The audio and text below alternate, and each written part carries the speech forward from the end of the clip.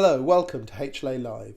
HLA Live is our regular broadcast on the HLA YouTube channel as well as all the other social media channels. Each week we talk to interesting people from across the HLA community to share with us their ideas and their innovations and hopefully bring them to a global audience. Many of the topics come from our community, with scholars and faculty expressing an interest in many of the discussions that we're about to have. HLA programs are built on 6 pillars.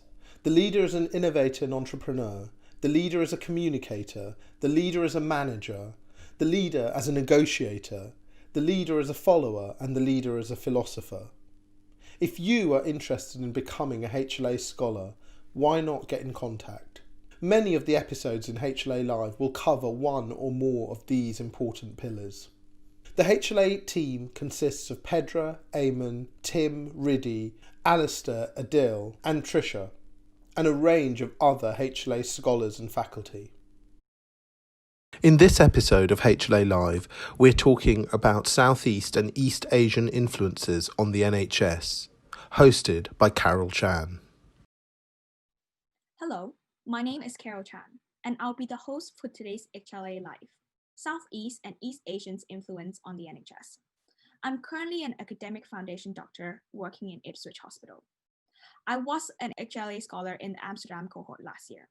I have a strong passion in medical education, innovation in medicine, and medical leadership. For those of you who are new to HLA, HLA stands for Healthcare Leadership Academy, a UK-based organization that aims to inspire the next generation of healthcare professionals and develop their understanding of leadership. HLA is sponsored by the Medical Defence Union, the Institute of Leadership and Management, and Social Enterprise UK. For those of you who are new to the HLA Live series, welcome aboard. As part of the HLA, we are creating online video series titled HLA Live, which is weekly video episodes that explore relevant topics to healthcare leadership and the global health community. In the past, we had podcasts on South Asian as well as African and Caribbean's influence on the NHS. I'm very excited to host today's episode on Southeast and East Asians' influence on the NHS, as this issue is really close to my heart. I was born and raised in Hong Kong and have only been in UK since my university education. I founded the Hong Kong Medical Society of the United Kingdom in 2016 to create more networking opportunities and to provide information on career pathways for both medical students and doctors from the Hong Kong. This organization ensures that our voices are heard in both the UK and the Hong Kong communities. So a little bit about how today's episode is going to work. I'll be introducing you to our 4 speakers who are all amazing people and have worked in different fields relating to the healthcare.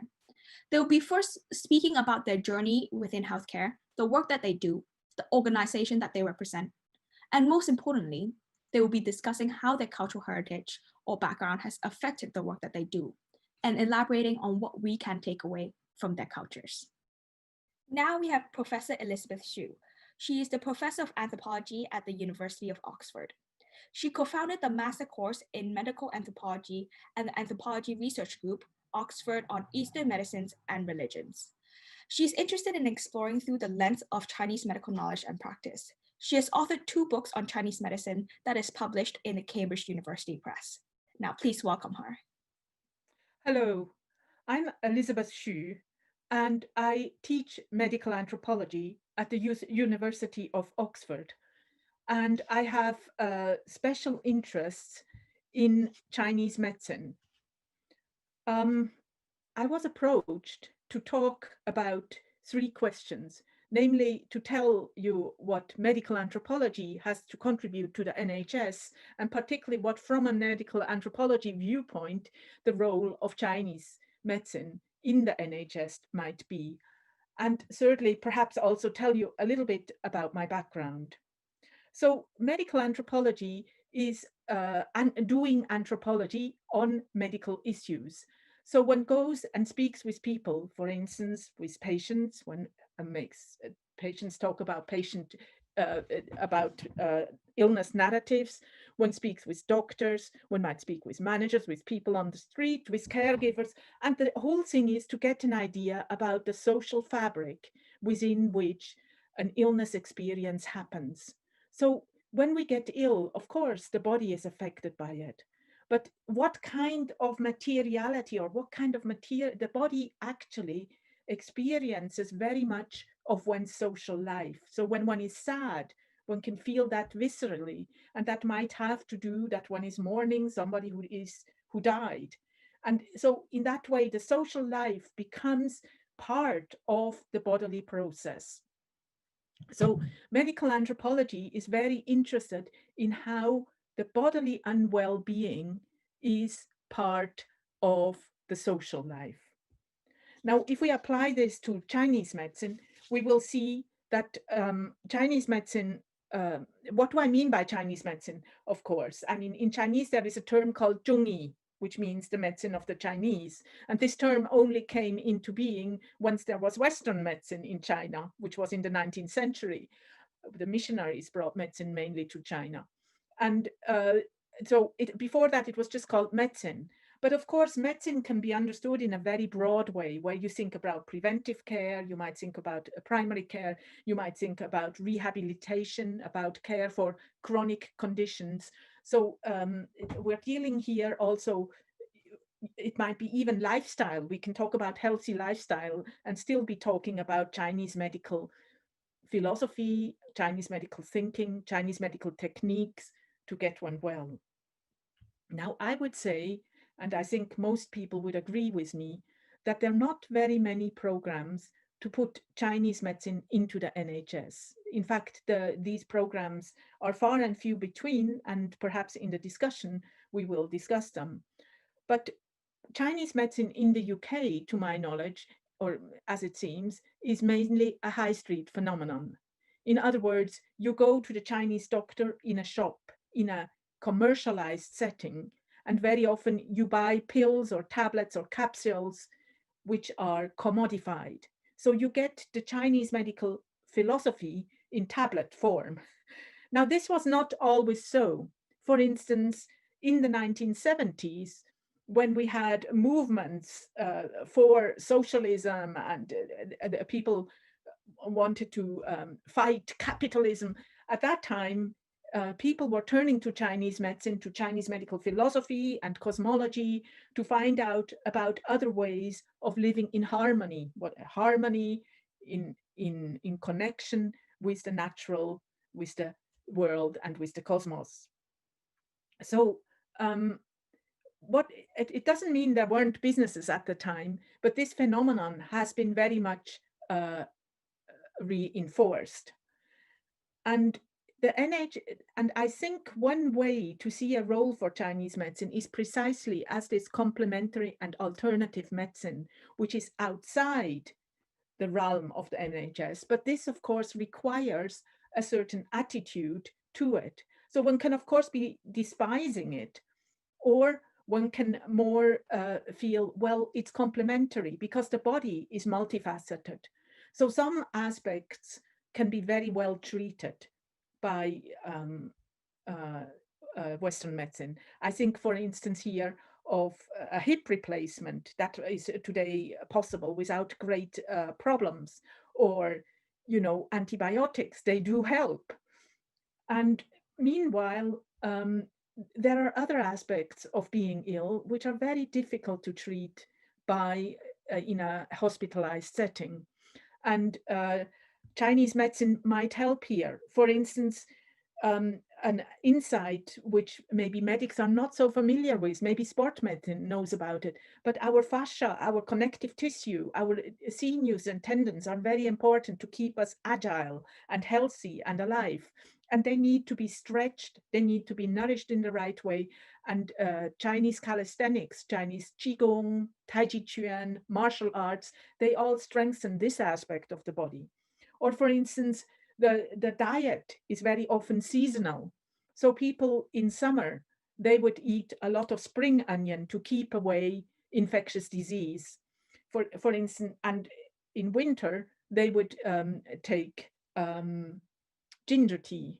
And incidentally, this is just now in the times of COVID, also a very useful home remedy for people, and not only Chinese. I've told it to all my friends, you know, actually this Chinese habit has Western biomedical underpinnings, in that all garlic and onion plants have a certain chemical which kills off microbes, whereas ginger is known to dry out the mucus. And in that way, one makes it very difficult for the virus or for the microbes to settle in the mucus. One has to dry it out. But if you take ginger in summer, it will dry out a body which is already fairly dry. It's in winter, when the environment, when it's raining, when it's cold, that then ginger is warming and drying out and very welcome. And this kind of knowledge about how the body is part of the environment, we of course have in Europe too, but in Chinese communities, this knowledge is still very much part of the lifestyle. So I think Chinese medicine in the NHS could be particularly useful in the preventive care and in primary care, in palliative care, in all these domains where one has to give long-term care provision. Now, finally, I was also asked to say something about my own life. I'm half Chinese. My father married a Swiss. This is unusual. Usually it's a white man who marries a colored woman. And they met in a melting pot. That was Houston in Texas. And I was born in County Harris, which is known to be the poorest county of the state of Texas. Now, my father did the social climbing. He really experienced racism in the 1950s in the USA. He had gone as a student in 1948 to study towards a doctorate. And then after his doctorate, his mentor said, well, there's no hope for you to get a job in the academy. Now, this kind of racism does not exist today. On my birth certificate, it's written father yellow. Can you imagine? I mean, these were very different times. I grew up as the professor's daughter, but my father always wanted me to go to Oxbridge.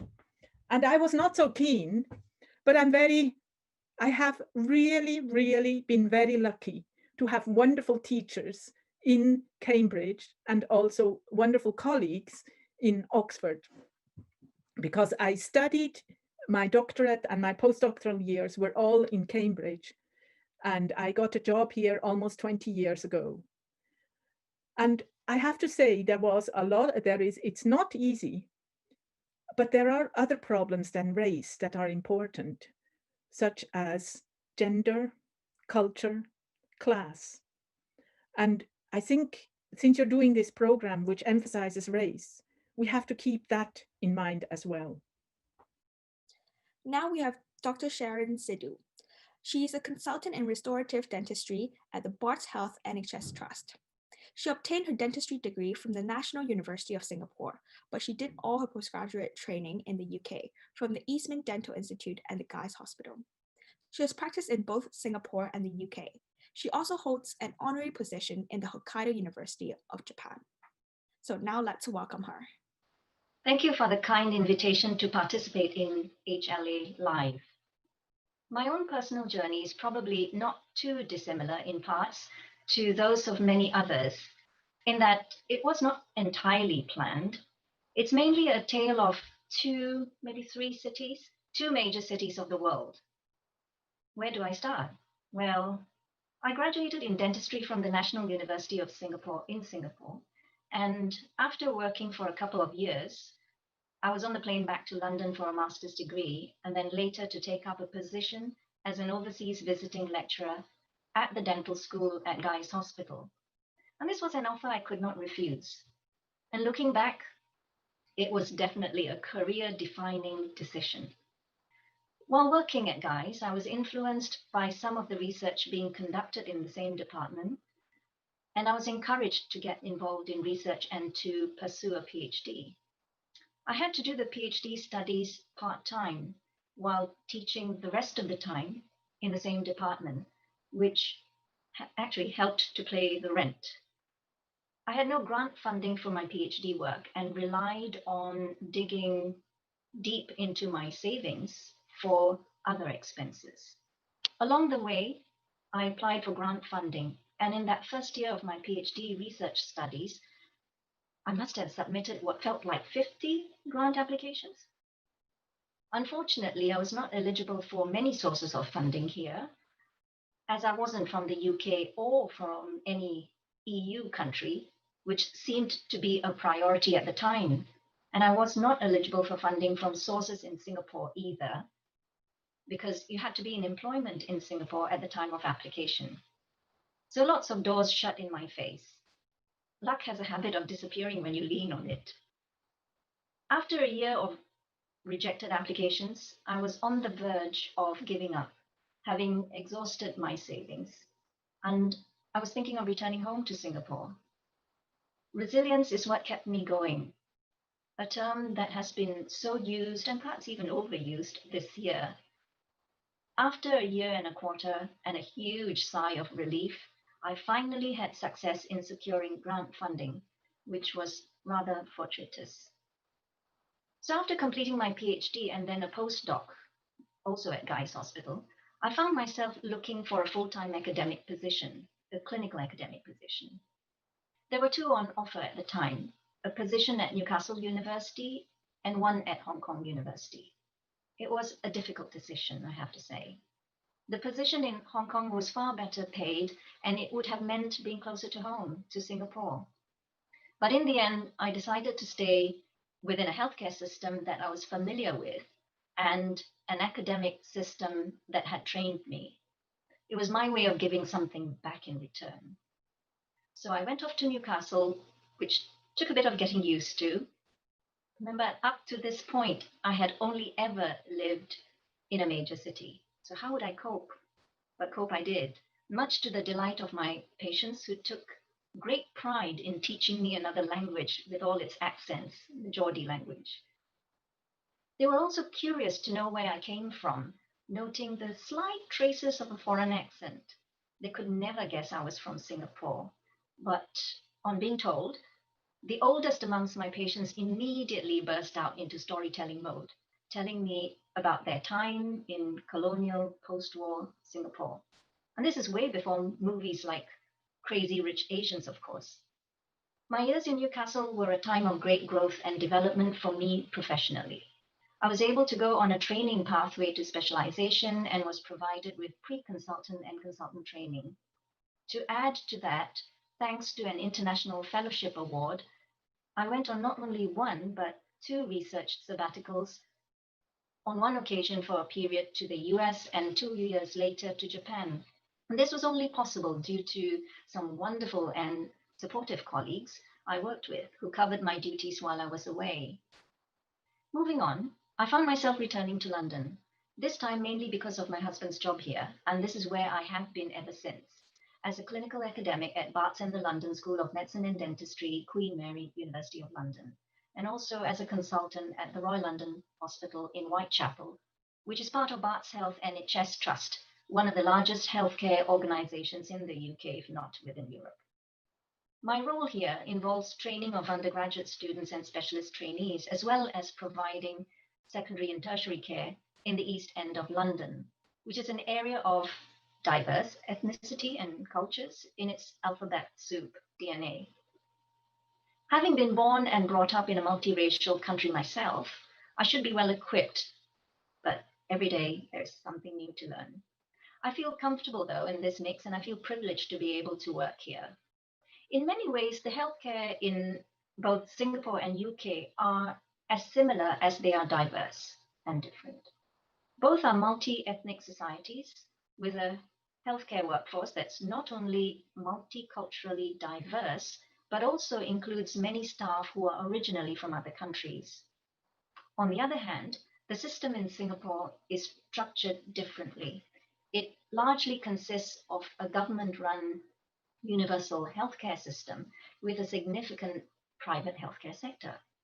Financing of healthcare costs is done through a mixture of direct government subsidies, compulsory savings, national healthcare insurance, and cost sharing. Singapore has often been cited as one of the model countries in dealing with the coronavirus crisis.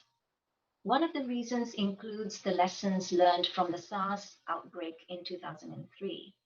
The lessons learned from that and the current global pandemic include the importance of bringing the whole nation together in fighting a disease and daring to shut down communities when necessary in the interest of public health. Also, in common with the UK, there is a real drive to leverage on resources in the public and private sectors, such as we have seen here in the UK, with other sectors stepping up to help with whether it's production of PPE, ventilators, food deliveries, etc.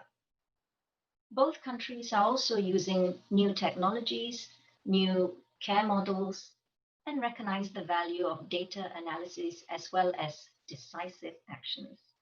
On that note, I'll decisively end my self-introduction. Thank you. Thank you, Dr. Sidhu. Elisabeth Wong is a fifth-year medical student with an intercalated degree in management. She's currently the president of the Hong Kong Medical Society of the United Kingdom and also co-founded the Alternative Career Society for Medics. She enjoys running, bouldering, and cooking in her free time. Now let's listen to what she has to say. Hi there, I'm Elisabeth Wong. I'm currently a fifth-year medical student at Brighton and Sussex Medical School. So if you ask me about my ethnicity, I would say I am ethnically Chinese. So my parents were from Hong Kong and I grew up in Singapore. You probably can hear a bit of twinge of my Singaporean accent here. And I came to the UK when I was 16 to do my high school in Cardiff. And afterwards, I came to Brighton for my medical school. Yeah, that's basically my journey. So apart from being a medical student, I am also currently the president of the Hong Kong Medical Society of the United Kingdom, HKMS UK. So this is a student-led society founded by Hong Kong students, medical students who are in the UK. And we represent the interests of medical students and now also doctors in the UK that has previously lived in Hong Kong or have any affiliations in Hong Kong. So what we do as a society, we have events that disseminate information about medical education, or we give guidance to any Hong Kong secondary school students who actually want to come to the UK. And basically one of the most important aims of our society is to form a supportive network between Hong Kong people in the UK. So apart from that, I am also the co-founder of the Alternative Career Society for Medics. So this is a society whereby we offer information for medical students who are interested in an alternative career apart from clinical medicine. And so these are the two outside medical school societies that I'm involved in. Okay, so I think there are 3 points that I'd probably like to mention for this question. So first of all, we are a relatively small and new society. So instead of saying impacting the NHS as a whole, I would say we made an impact by supporting the individuals that are working or involved in the NHS. So most of our members are quite international, or they come directly from Hong Kong. And when they come, they wouldn't have a good knowledge on, for example, how the NHS works. So what our society do is we allow for information exchange between doctors who came from a similar background or have similar experiences to share their challenges or share their experiences with incoming medical students. And secondly, we also do empower doctors that are affiliated to Hong Kong to make more informed career choices. So we sometimes give information to allow the comparisons between the NHS and the healthcare system in Hong Kong. And I think one of the most important things we do is we partner up with the Singapore Medical Society of the United Kingdom and also the Malaysian Medics International, the UK branch. And together we do form quite a substantial amount of Asian population, and we can represent their voices together. So that's, I think, how we impact and will continue to impact the healthcare system in the UK. So in my culture, being a doctor is actually a very respected profession, as it is here in the UK as well, I do realize. But because back home, the population is more dense and it's very difficult for a patient to actually see a doctor for a particular long period of time. So some consultations can run as short as like 1-2 minutes. And here we have GP consultations of 10 minutes and sometimes even first-time consultations of up to 30 minutes. And I think because of what I have witnessed back home of being unable to actually communicate your illnesses to the doctor, I realized that I really appreciate the time that doctors and patients get here to actually talk about their health. So this is what I really appreciate here. When I realized my culture was really different from here, it was when I was in the care of the elderly rotation, whereby I realized a lot of elderly are discharged to care homes or nursing homes. But in Asia back home, most of us are socially responsible for our parents, and we do take care of all our elders. It's very much a collectivism culture that happens back home, whereby we take care of the old and the young. But here it's very much nuclear family oriented, whereby children are more taken care by their parents, but when they turn old, it might not necessarily be the case, whereby the children take care of their parents. So this is when I realized there was some differences. So I did mention that I was from Singapore, and if you've not been to Singapore, Singapore is actually a very multiracial and multi-ethnic country. There are a lot of different people of different backgrounds in Singapore. And what I feel that I can actually, that NHS should actually adopt from Singapore is about bringing awareness to racial differences, and where racism should not be swept under the carpet, but instead it should be talked about and it should be addressed. I feel that what I've learned as a child in Singapore was very, very helpful in the way of how I saw things or saw people, and it didn't result in me being very racist towards other people, I feel, when I see them. So what I really hope the NHS could potentially do is to teach about racial differences and educate people about it. The NHS is actually such a diverse organization, and instead of people of different backgrounds being a burden to the organization, I feel that it should be celebrated. So that's one of the main things I would bring about to the NHS. And potentially another point that I did hope that the NHS could potentially adopt from Asia would be having social responsibility. So we are currently in a pandemic, and sometimes we do see doctors or we do see healthcare professionals who do not wear masks in a healthcare setting. And I feel that there is definitely room for improvement in terms of whether or not how you take care of your own health, and that affects other people.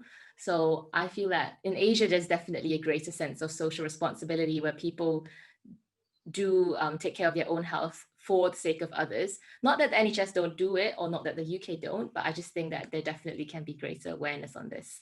So yeah, these are my 2 points. Thank you very much, Elisabeth. Now we have Mr. Dennis SINGSON.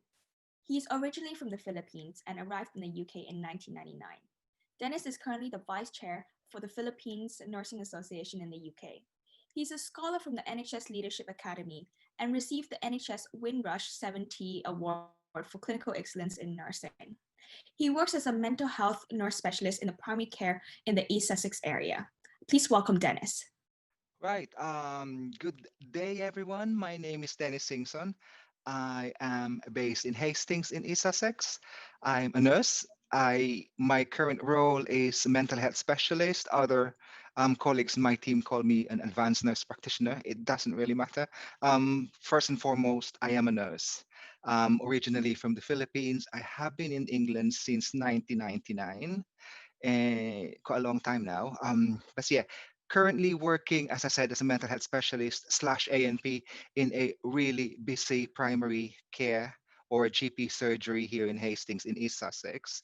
I think we have about 30,000 patients on our list. So can be really terrifying at times with the number of people that you have to accommodate. This is quite new to me as well in terms of work, because I've only just started working here at the end of March. So really during, well, I think on the day it was announced that we were going into lockdown was my first day here as well, but still we made it, we make it work. As I said, I have been in England for about 21 years. I have finished my BSc and Masters in the Philippines, arrived here, decided to acquire extra qualifications. So apart from being a registered general nurse, I also became a registered mental health nurse and now specializing in mental health and has also become a nurse prescriber. I used to work as a mental health nurse at Sussex Partnership NHS Trust, which is the only mental health trust here in Sussex. And it's been a really, really good learning journey for me. 2 years ago, as we celebrated 70 years of the National Health Service, my chief executive nominated me in one of the awards for the Windrush Awards for clinical excellence in nursing. And I won. Yes, it's a national award. So I was really pleased and proud of that because at that time I was thinking it wasn't just for me, it was also for the Philippine nurses who are working in the UK, all 40,000 plus of us, and also for all mental health nurses in the UK. So that was a big, big day for me.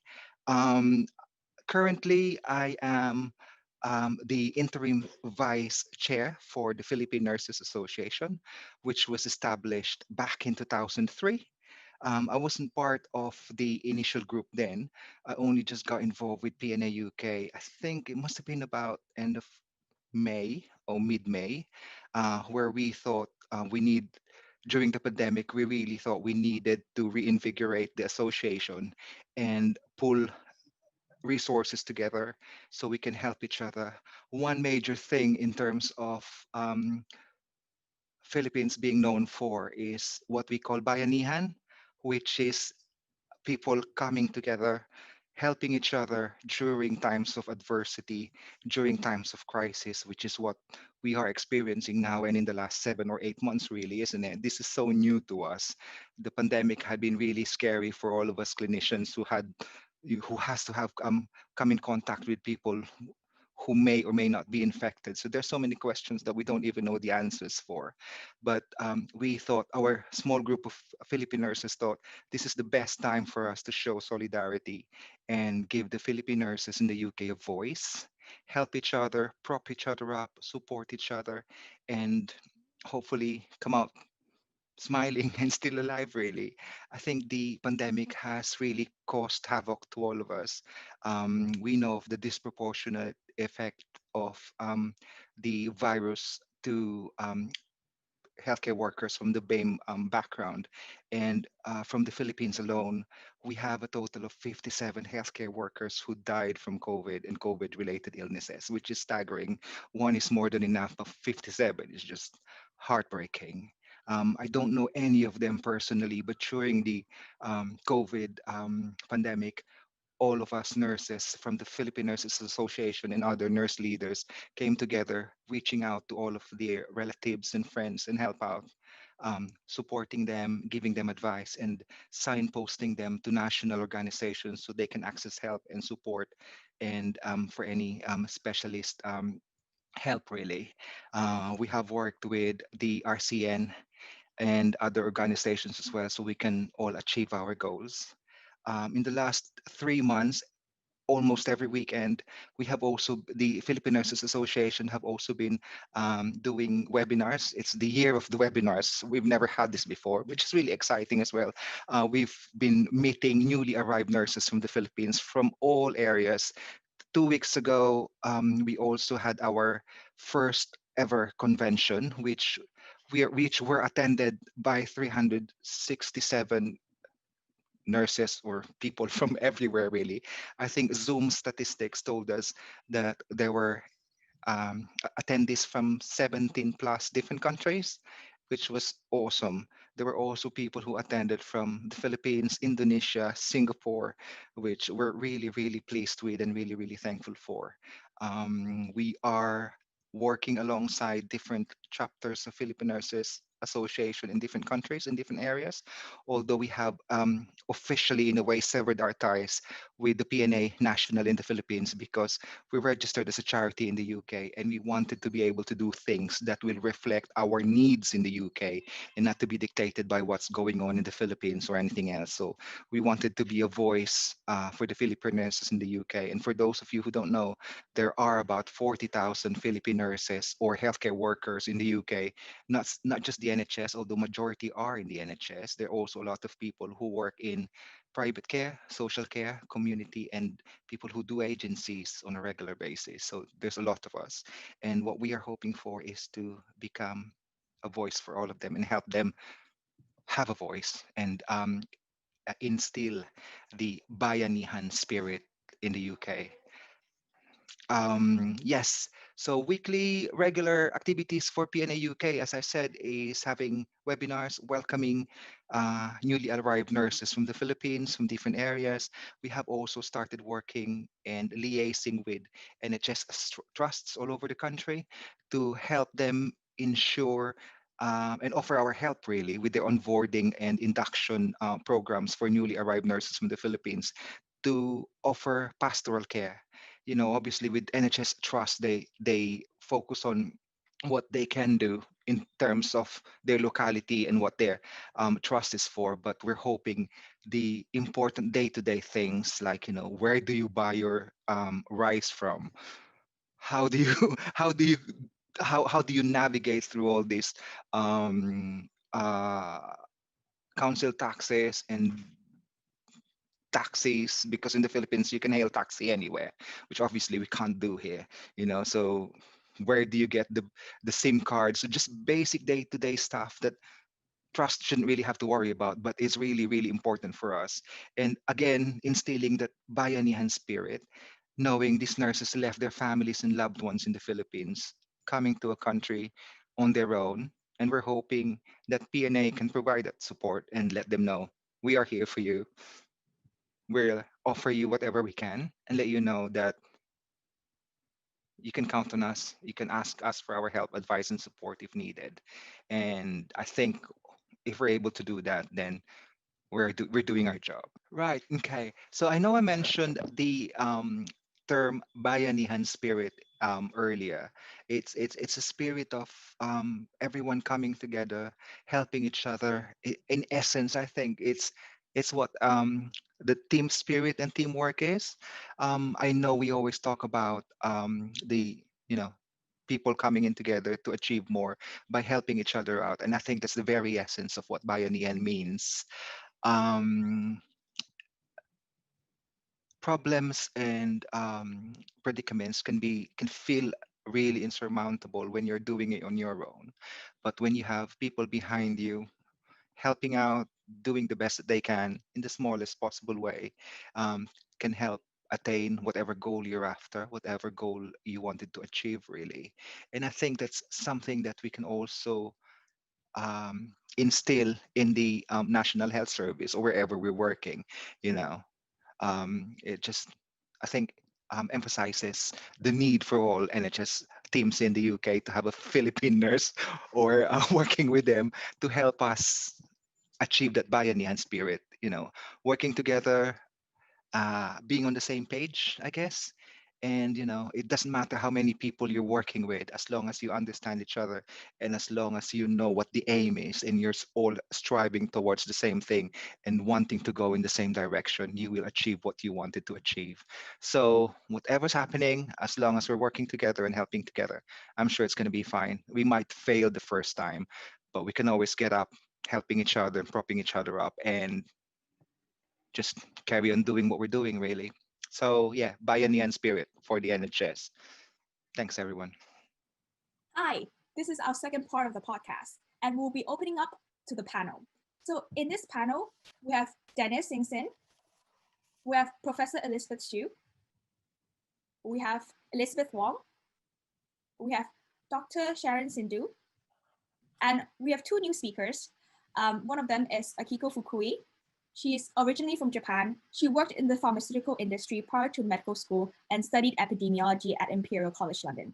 She was an HLA scholar in 2019 to 2020. And also, we have Oliver Soriano. So Oliver has been working as a nurse in the NHS for the past 22 years. Previously, he was a clinical instructor at the Central Escolar University and the Far Eastern University in the Philippines. Currently, he's the head of nursing and quality at the South London and Maudsley NHS Foundation Trust. Thank you very much for joining us all today. I'm very excited to have you all. So to start us off, do you guys know that Asians actually consist of 30% of staff members in the NHS? But in terms of recognition, I'm just wondering, has there been enough emphasis on celebrating and recognizing the contributions of the Southeast and East Asian healthcare professionals?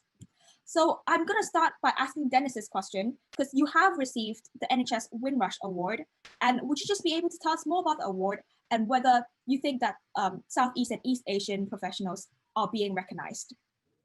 Right, Windrush Award. For those of you who don't know, Windrush Awards was held 2 years ago, 2018. It was to celebrate the contribution of Black Asian minority ethnic staff members in the NHS, and I was luckily accorded the award for clinical excellence in nursing, which at that point there were some parts of me thinking, right, this is to celebrate Windrush, and it's mostly people from the Caribbean and black black healthcare workers, and I won the award. So it's almost like it's weird. But yeah, I think there's not been a lot of emphasis on Asian nurses really, or Asian healthcare workers in the NHS. So that's something that we really should be pushing and encouraging. What needs to be done in order to recognize the influence that these groups have made towards the NHS? Like, what changes needs to be done? And Oliver, can I ask you this question? Yeah, of course. I think it's just very timely because nowadays there's a lot of like talk about the effect of COVID in our Black and Asian community. I think what needs to be done is kind of like an understanding of everyone's culture, and specifically nowadays, kind of what has improved for the past 5 years in the NHS is to acknowledge the different races and ethnicity within the organization. One of that is like, if I will reflect 10 years ago or 20 years ago when I came in this country, I usually take the box of kind of like Asian or sometimes others. It doesn't actually reflect Filipino. So in most of the NHS institutions and most of like the GP practices, they have started recognizing specific ethnicity because this allows them to have that identification of the impact of healthcare and or illnesses within themselves. So there's few more things to be done, I have to admit, but like the more that we are having this kind of like webcast, it's quite important because it actually reaches out to the other Asian colleagues and members that we've got to kind of like be the voice and be able to actually speak out and be recognized in their organizations. Great, thank you very much. And you're right, it is very important to recognize a different ethnicity because we can't just be all clumped into Asian or others. We all have very different cultural backgrounds, very different upbringings, and very different voices. So recently, this BAME, so Black and minority ethnicities, has become the talk. But do our narratives actually fit within the BAME? What do you think, Dr. Sidhu? Well, I think our narratives don't really fit neatly into a box. For example, the BAME box. It's such a generalization. We all have different journeys and differences, etc. And I think it's important to acknowledge and recognize this in a multi-plural society as this is. So I think there can be a little bit more done to recognize these different narratives and different journeys. And I do agree. And we have talked about like recognition in general as the whole NHS. But what about like at a junior level? So Liz and Akiko, I'm going to ask you about this. Like, does it happen in medical school? Does it happen at a junior level? I think the recognition of Asian students in medical schools doesn't happen as much. And it's quite difficult for medical schools to tailor towards every ethnicity and every culture. But I definitely see that in medical education, we don't get taught about how we should be communicating with patients in a way that allows us to be ourselves. Sometimes we're expected to be this model medical student, and especially in settings like OSCEs, we have this sort of specific way of communicating that allows us to do better in exams, but really in the real ward settings or when we're on placements, what patients really appreciate is, you know, us being ourselves and actually being proud of our culture that we come from. But echoing what Dennis and Oliver and Dr. Sidhu were saying as well, I think differentiating different ethnic group is very important, but acknowledging that some people have multiple ethnicity that they belong to as well, because I don't just identify myself as just East Asian or European or British. I think there are many people who don't actually just nicely categorize into one group as well. So I think for medical schools and the whole system, I'd quite like there to be a bit more flexibility and open-mindedness about what ethnicity really means, and is it really relevant in many situations. We do need to start this conversation at a level of like medical school, because United Kingdom is such a diverse place. We treat patients from everywhere, and we need to have this discussion very early on. And for Elisabeth, I just want to ask you another question on top of this is, do you think we have enough senior role models from our ethnicity, and how has that affected you? Yes, thank you. So from what we were mentioning prior, so in terms of senior management, our ethnicity might not be very well represented in top management. And I think a role model is actually very important in playing a role in terms of the development of our social identity as a medical student. And because there's a lack of East Asian leadership and to a further extent Asian leadership, it does subconsciously send a message of maybe insufficiency to medical students, or there is lack of someone to look up to. And when there isn't this role model, it does send a message that we're maybe not good enough to step up to that leadership. And whenever we think of leadership, we think of male or we think of Caucasian in these positions, and it just does not help in the general stereotype. But however, I do think that with the lack of role model, it does pose a challenge to maybe budding medical students, that you might be the person who break this stereotype. And I think globally, there are definitely good examples of leaders from an Asian background to follow from. For example, Dr. Margaret Chan, who is from Hong Kong, and she's the former Director General of the WHO. I think she's someone that I really look up to and someone that I really aspire to be. And she's a very good example of a female leader. But in the NHS itself, I think having a role model, or the lack of a role model, does affect how we grow as medical students. I'm just going to share a staggering statistics that I found from the report published by the Higher Education Statistics Agency for Russell Group Universities. And they published that Asians are actually more than 20% underrepresented as a professor. So it's like a catch-22 situation. You need more professors for us to look up to be better leaders, to be better healthcare workers, but there isn't. So, what can we do about it? So I'm gonna pass this question to Professor Hsu about whether there were any challenges that you faced to reach to where you are now because of your ethnicity or anything else, and how do you overcome these challenges, Professor? Well, just talking now, there not being a role model. Of course, role models need not be of the same ethnicity. They don't even need to be of the same gender or the same culture. That's the beautiful thing in scholarship. I think nowadays, ethnicity and racism is no more so offensive and openly displayed as it was, for instance, in the 1950s in the USA. And it's very much mixed up with other factors like gender, culture, class, and so on. It's much more covert. And it's actually very, very difficult to disentangle, well, was that now something to do with my gender or with my race? Right, thank you very much. And so what should the academic community be doing about the lack of representation? Like, is there anything that they have been doing? I'm going to pass this on to Dr. Sidhu. Would you be able to answer this question for me? Yeah, thank you, Carol. I think those statistics that you showed are pretty stark. Well, in academia, there have been several initiatives that have been set up to address these very issues, but to address diversity on a larger scale, on a wider scale, not necessarily any particular cultural group. And these would include things like the Athena Swan Charter, which universities sign up to. The charter was originally set up in 2005, and it was managed by the UK Equality Challenge Unit. Initially, it was set up to promote gender equality in terms of representation and progression, particularly in the science and engineering, the STEM subjects really, in academia, but latterly it has been expanded across all disciplines to promote equality. The key principle really is an acknowledgement that academia cannot reach its full potential unless it benefits from the talents of all. And by being part of the Athena Swan, institutions commit to some sort of progressive embedding of these principles within their policies, practices and culture. But of course, the counter narrative to all this is that previously underrepresented groups now have a voice, but it may be at the expense of some other groups. So there is that conflict here.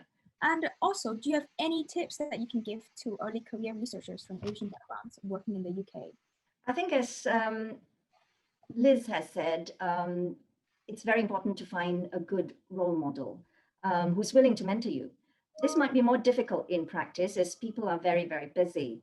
But if you have access to a good role model, that would be a brilliant thing. The other thing I would advise is put yourself forward, which might be difficult culturally, as some of us are not, that bold. But yeah, volunteer for opportunities wherever they may come up in a gracious way, such as volunteering to help your supervisor or senior faculty members with setting up journal clubs and organizing conferences, shadowing wherever possible, offering to help with grant applications, even if it's just proofreading, offering to moderate online sessions, etc.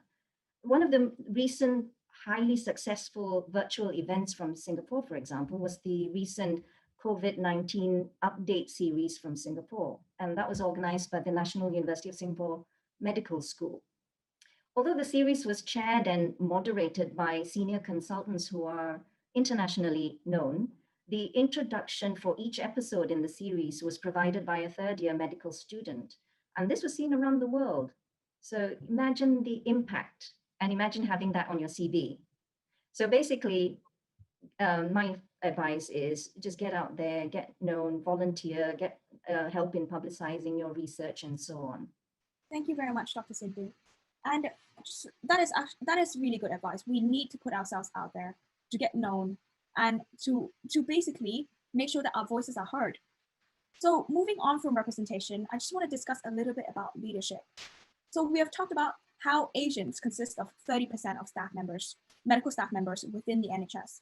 But when we look at senior leadership or managerial roles, Asians actually only make up 4%, whilst our white colleagues make up 92%. And that is just some shocking statistics. So how can we actually push for greater influence from Southeast or East Asian professionals to be in more leadership roles? So I'm gonna pass this baton to Akiko, who is part of the Healthcare Leadership Academy, as well as the Faculty of Medical Leadership and Management. Do you mind sharing us some of your advice or experience on how do we push for greater influence for more Southeast and East Asian people to be in leadership roles? Yeah, sure. Thanks, Carol. I think being involved in HLA, I did think that was a very unique opportunity for medical students to sort of get out of the normal medical school environment and be in the same room with other people who are doing really interesting passion projects and sort of share ideas and bounce ideas off each other. That sort of unique training doesn't really happen in the main core curriculum in medical schools, and that's something that can be offered a lot more to more students, because HLA does have quite a selective process as well. And even though it was a great opportunity to meet other doctors and trainees, I do think that, I was the only East Asian in the London cohort that I know of as well. I don't expect Johan to start recruiting, East Asians just because they tick that East Asian category or anything. And I don't want that to be like a affirmative action type of recruitment process, but I do think more opportunities should be open to all groups of people. And another group that I'm involved in is the Faculty of Medical Leadership and Management. And I'm currently organizing a conference with another doctor who's also East Asian. And she was the one who kind of drew my attention to the fact that you really don't see East Asians in a leadership role in the NHS. And I didn't really notice that either. So maybe there is that aspect of medical students and healthcare staff not even questioning it as well. And we probably need to question it a lot more than we're doing currently. And I think to some extent, we're just used to seeing Caucasian male healthcare staff in the leadership roles. And if we change that mentality from ground up and offer, I don't know if the training is the better way, or maybe more discussion with medical students talking about what are the positives of having multidisciplinary as well as multicultural workforce. I think more discussions around that would probably change the mentality of the workforce as a whole. And I think the NHS is inherently really good at doing that from what I've seen on placements. So yeah, I think a lot more work ground up from medical training is probably the best way to change the culture as an organization as well. Thank you very much, Akiko. And other than Akiko, like Dennis has actually gone through the leadership training with the NHS Leadership Academy. Dennis, would you be able to share with us your experiences and the access to these kind of leadership opportunities? Yes, of course. Thank you for that, Carol. It's really, really interesting to listen to everyone talking about all these things. I think all topics just merge into each other, isn't it? I think one of the main things that I'm thinking about listening to all you guys talking is we also need to have a major cultural shift as well. Internally, I guess that's where it starts from, isn't it? Because I've always remembered my mom and dad used to tell me growing up and being a student saying, you don't need to put yourself out there, just calm down, just work hard, do your own thing. And, you don't need to, you don't need people looking at you and showing off to other people, just do your own thing. But really, being part of the Leadership Academy as well, which I did last year, one of the things that really struck me was when they said, honestly, it's not just all about knowledge. It's not all just about your skills and talent, because we know we Asians are really good at that. It's 80% exposure. And so really, yeah, you have to put yourself out there. There are a lot of opportunities everywhere. We just need to look where they are. And if there isn't any opportunity that you think fits you or fits your face, you need to create your own opportunities. I mean, 12 years ago, before when I was still working in a big NHS trust that covered the whole of Sussex, so Sussex Partnership NHS Trust, we thought we really needed to have a voice for people from the Black and Asian background. But we don't have that. We didn't have a staff network 12 years ago, and we thought, wow, okay, I need to step up. And I became its chair. I created our own staff network, became the chair for 2-3 years, submitted a business proposal to our chief executive, because I said I need money for us to be able to do something. I need money. So I need to send my Black and Asian colleagues to trainings all over the country and get themselves out there and have the opportunities. So I think it's really important for us to do that. And the last thing I thought I really needed to emphasize is that 10-15 years ago, we were all pushing for equality.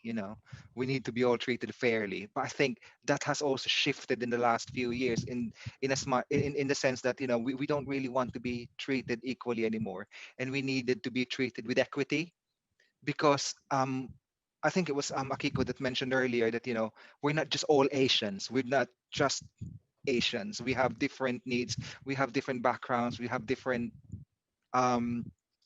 characteristics, and that can't be just treated as a blanket approach.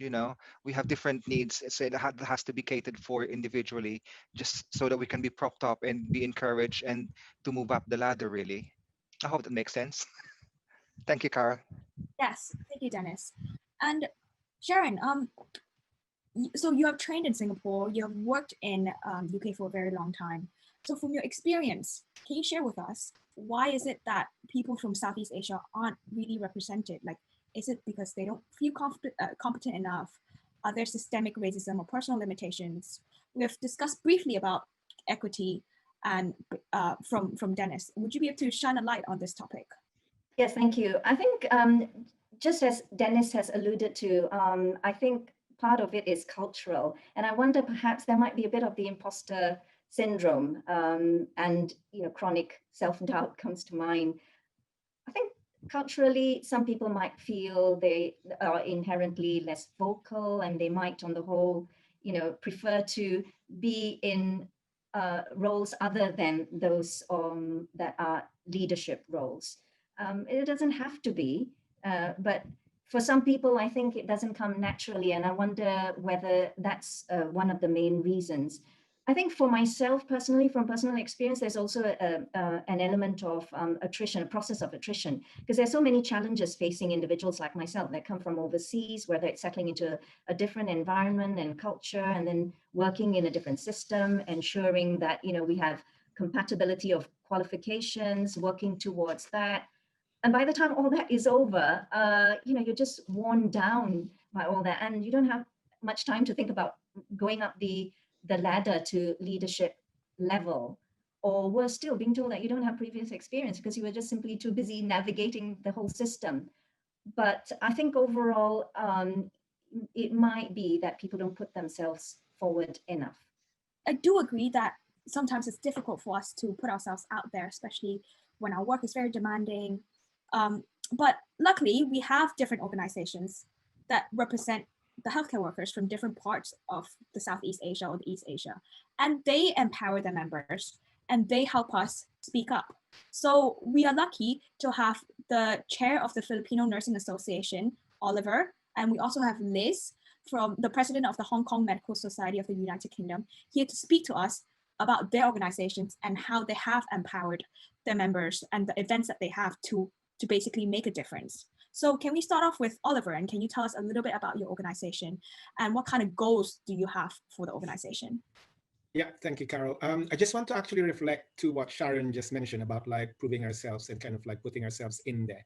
It's like I've been working the NHS for the past 20 years, and it's only now that taken me to this position as a head of nursing. But then I think what strike me most is like you have to have someone who will believe on your capacity and your ability, your knowledge and skills to actually encourage you to move up. And one of the reasons why I kind of stepped in to be the interim chairperson of the Philippine Nurses Association UK is for me to prove to my fellow Filipinos and even Asians in general to actually say, if I've been able to actually do it, I'm actually available to support you, to mentor you, to actually coach you to where you want to actually achieve. I think currently the Philippine Nurses Association UK, we're aiming to actually have membership across the different countries in the UK. We are working with different NHS trusts. So we've got kind of like onboarding link now with different NHS trusts. We are also linking in with other nurses or new starters coming into the UK. And part of that is providing those onboarding webinars for them to kind of like acclimatize themselves of the ways and works within the UK or the organization that they'll be working in. Because technically it will be one of the challenge of like coming into the UK with like a different systems, the different processes, and the different culture that they have to actually face. So part of the PNA UK that we're trying to do now, well, I just want to actually be open to kind of like share the success of the first virtual World Cafe Convention that we held on the 24th of October. This was actually chaired by different national and international leaders in nursing, as well as that it was actually visited and attended by different nurses across the country, and as well internationally. We've got visitors coming in from America, from Singapore, from Thailand, Indonesia, and the Philippines, also from the Middle East. So we're trying to actually link up with different networks to actually empower ourselves to ensure that like we are being represented. Further to the years to come, we've got more webinars coming in. So the one that is actually in my mind that's going to happen soon is like we're sharing the survey and the research that we've done about emotions under the mask. So that's something that we will be delivering, and there will be a few more activities and few more webinars that's coming in. But rightly so, what we want to emphasize is that like we've got leaders, the same as like Dennis being here as the deputy chair. We're actually proving to our colleagues, to the new starters or new nurses, either you're just Asians or you're Southeast Asians, Filipinos, or Black. What we want to prove is that like we can help each other to actually go up that ladder. And that's where the position that we'll be going in.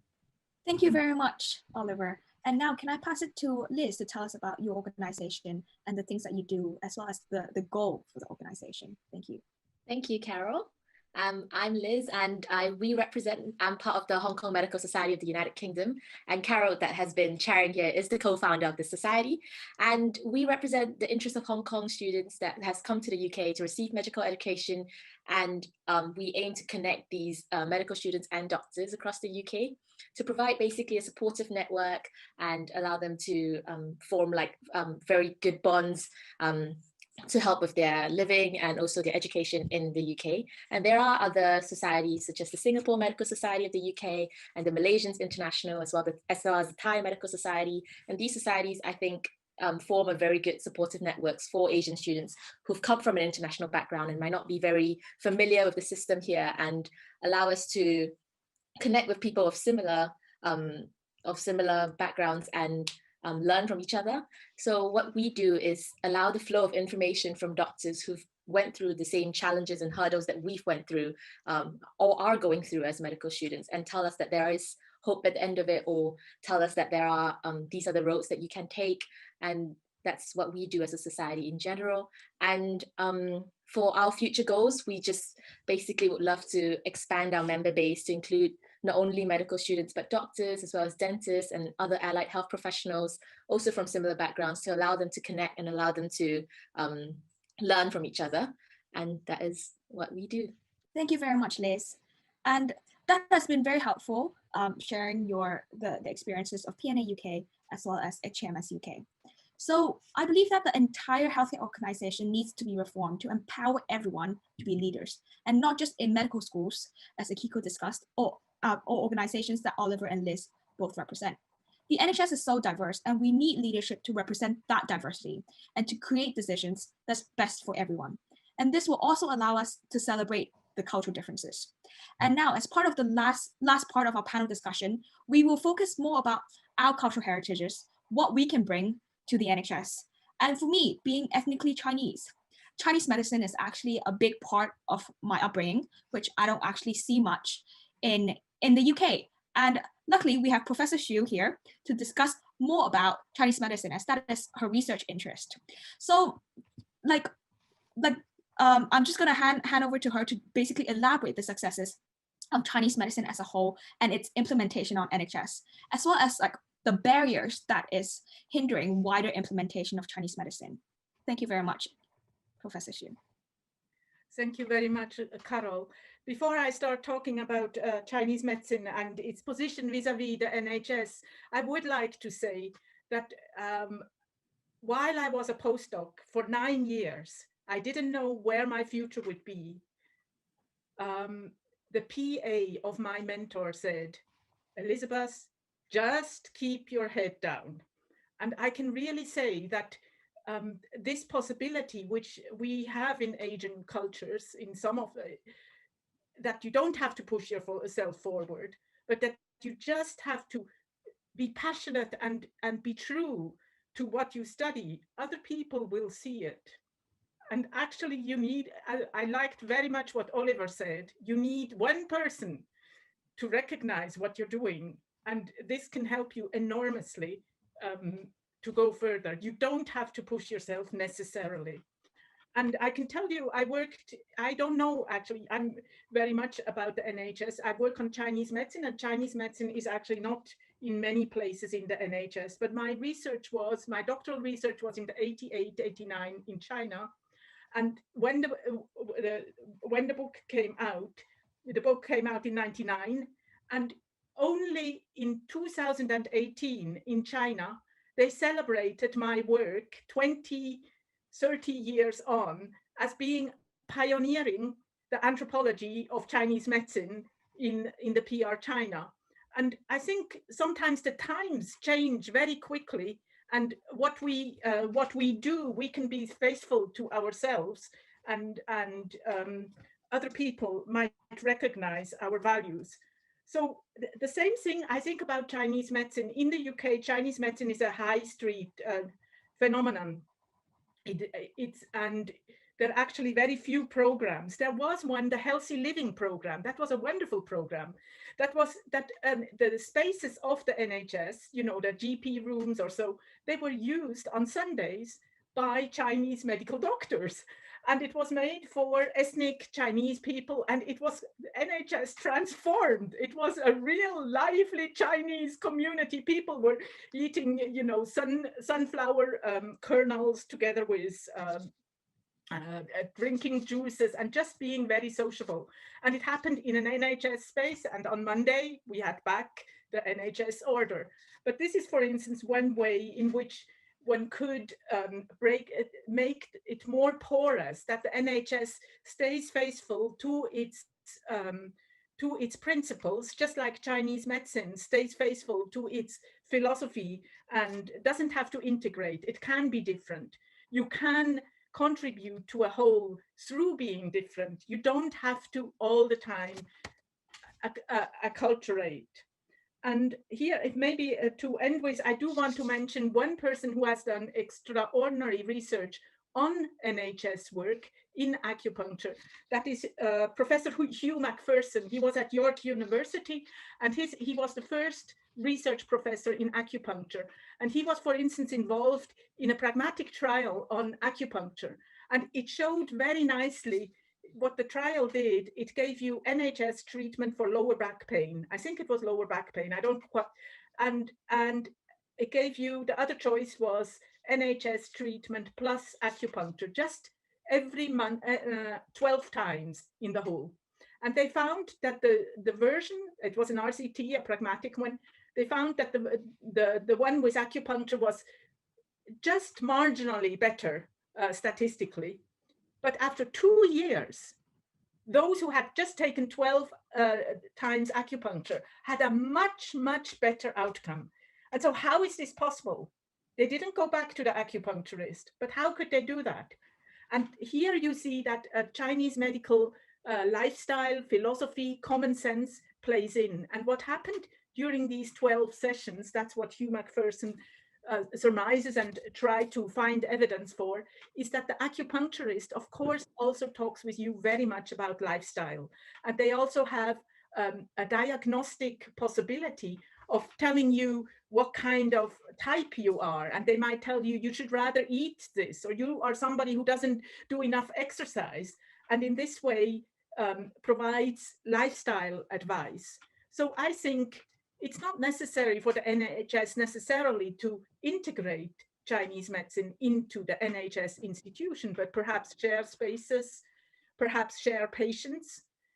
And the important thing is, even if Chinese medicine is not evidence-based in its therapeutic effects, it might be valued for having healing potential, also, also for other reasons than those which can be shown through evidence-based medicine. And I have to say, particularly when we think of preventive and primary care, I think there is a space for Chinese medicine, particularly also now with Brexit, you know. TCM, traditional Chinese medicine, became very, very much promoted during the Great Leap Forward in the late 50s and 60s. And that was, of course, a big tragedy for China because so many people died of famine. But it was also the time where Western medicine recognized they need to have a less expensive healing technology by their side to cope with the with unwellness. So I hope that this gives you some ideas how the NHS and Chinese medicine might mutually respect each other rather than hardening the boundaries and being disrespectful of each other. Thank you. Thank you very much, Professor Hsu. That is very great insight into it. It's wonderful to hear how different cultures, both the Chinese and Western medicine, can come together to help the well-being of individuals, especially with the example study from Professor Hugh Macpherson. That just shows that we can do more things together. And I know that Liz Wong would like to share a little bit more about her unique perspective on Chinese medicine. So as a medical student learning about Western medicine, her mom is actually a Chinese medicine practitioner. So Liz, is there any conflict between the two, and how do we incorporate Chinese medicine in practice? Thank you, Carol. And it is quite a contradiction, and there is definitely some struggles in terms of how Chinese medicine is thought about in the UK. So in my own medical school, I have unfortunately been taught that Chinese medicine or alternative medicine does not work, and you should advise patients to not go for such treatments because they're a waste of money. But from my personal experience of having a mother that practices Chinese medicine in the UK, I definitely agree with Professor Hsu's outlook, whereby it is important to treat a patient as a whole, and it is a holistic treatment instead of being a clash to each other, Chinese and Western medicine. And there is a lot of benefits with acupuncture in terms of preventing, for example, lower back pain, and this can save the NHS a lot of money in the future in terms of surgery or pain management. And if they actually introduce acupuncture, this is definitely a good benefit for, I believe, a huge population in the NHS.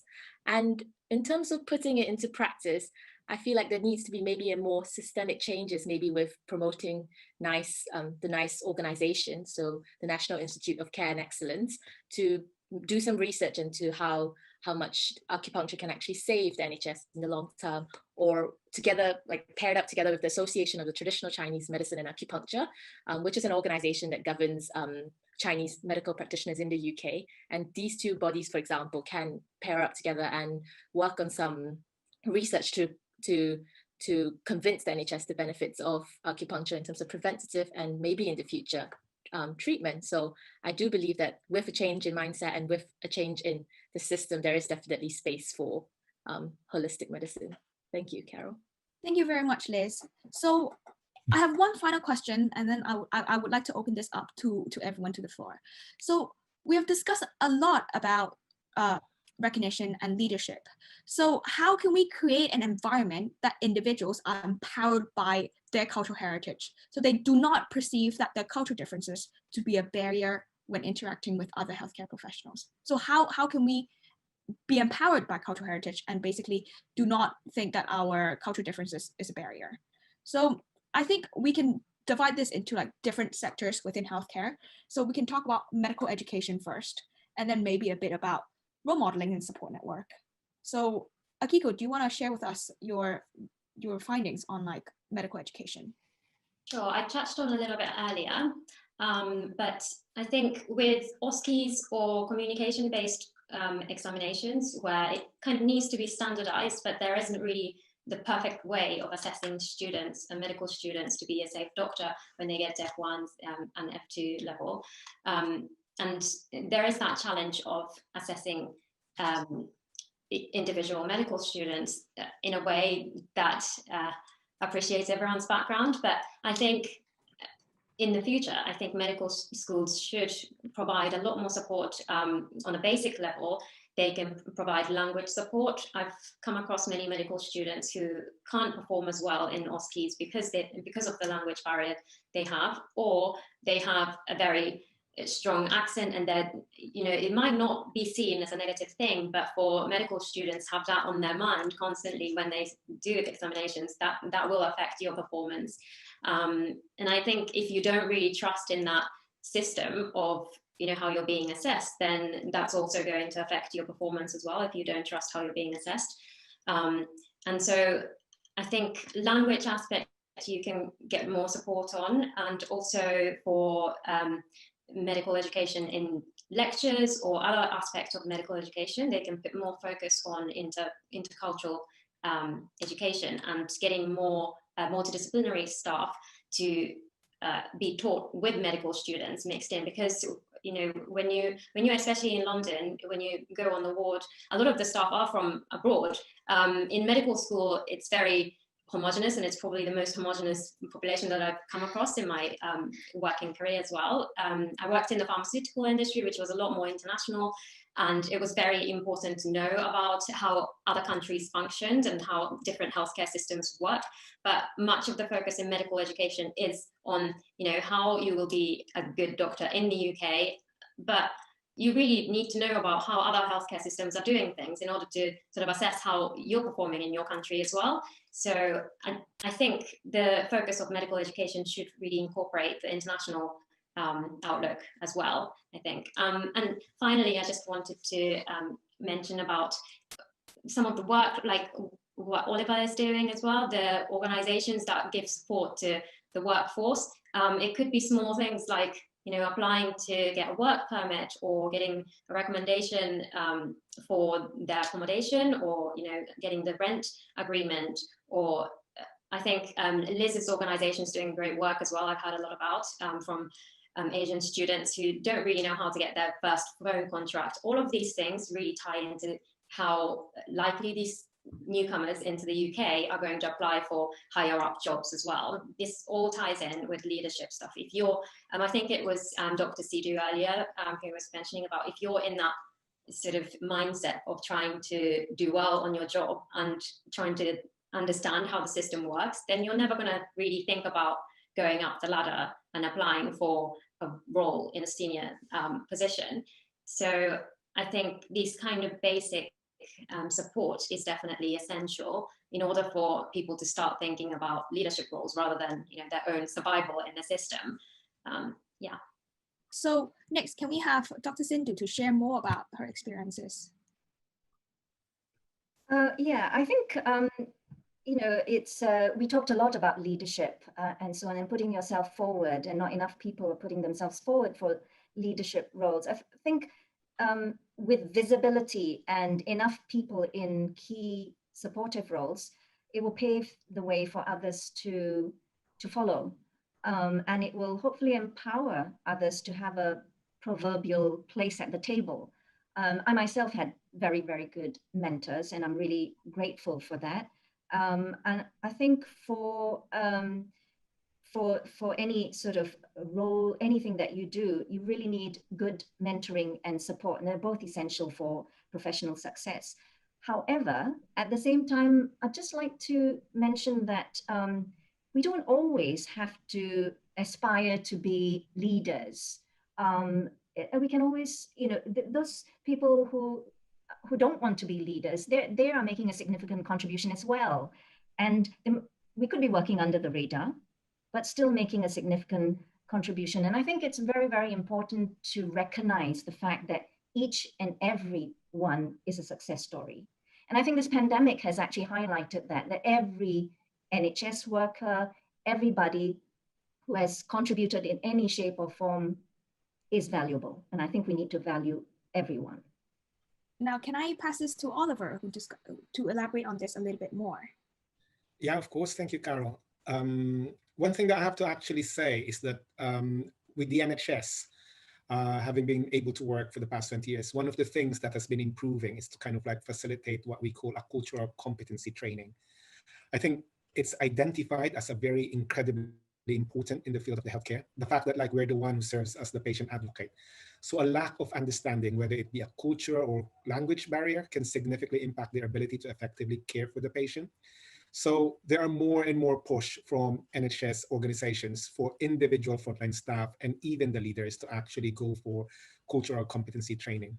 Because once we've actually gone and identified for us to be to have that multicultural competency, one of the things that they always acknowledge is like, we have to have a basic understanding of our own culture. Because at the end of the day, it's difficult to understand another's culture if we ourselves are not familiar with our own culture. The second thing that like to be competent is always to have that willingness to learn about the cultural practices and worldview of others. And I've learned this quite a lot, that like even the single small word that you can actually relate to kind of like your other colleagues. For example, even just saying the word thank you, like in Chinese, having the word xie, or like in Japanese, you say arigato gozaimasu. Having that understanding put a smile to an individual, either a colleague or a patient. So it's quite important for us to have that willingness to learn. And the last thing for us to be having that competency is to have that positive attitude towards cultural differences and a readiness to accept and respect those differences. It's quite important to actually have all these things, because at the end of the day, I think we acknowledge that we have so much nationalities, so much ethnicity within the healthcare environment, more so within the wider community that we actually live and work in. So that's how we can actually empower ourselves to kind of like have that environment where we can actually be culturally competent. And hopefully at some stage, the next word that's coming in now in the NHS is like to be culturally proficient. That is where we should be in the next stage of the NHS. And that's where we hope that we can actually achieve. Thank you very much, Oliver. And lastly, I would just ask Professor Hsu to give us some input from the medical anthropology perspective on this aspect. Thank you, Carol. Well, I couldn't agree more with what has just been said, and particularly Akiko, when you said about language learning, and Oliver about mutual respect for different culturedness, and also learning one's own culture. We have to also get away from the idea that healing and treatment is a magic bullet, and that there is one magic bullet which works in one step. And this is underlying a lot of the evidence-based medicine. Whereas if we think of the body as composite, just like the NHS as composite, and assemblages of different facets that the body also has, you know, the body might have one aspect, that you have this, then you don't only have competition, but you also have complementarity.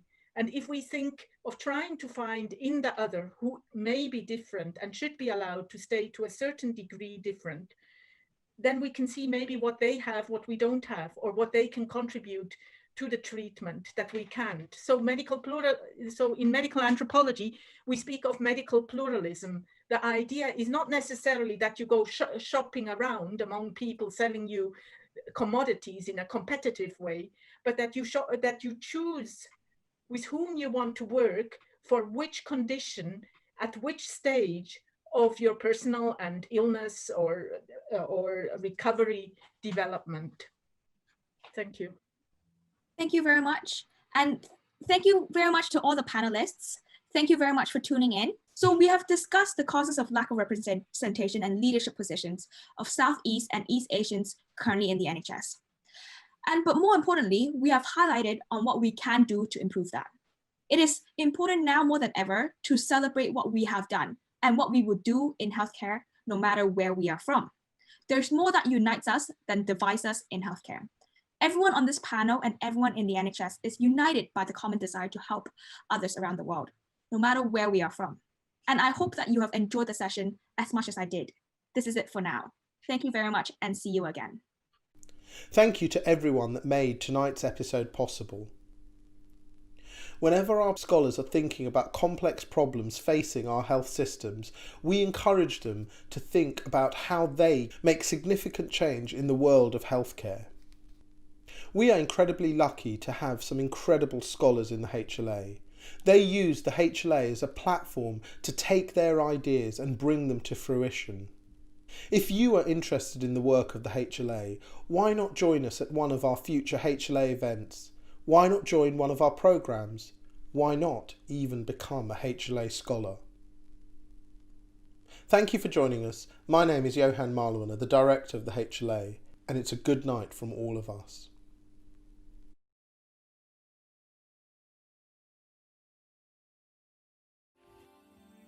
The HLA has empowered me to think about my own leadership style and also to try and put on paper some initiatives I'd like to lead in the future.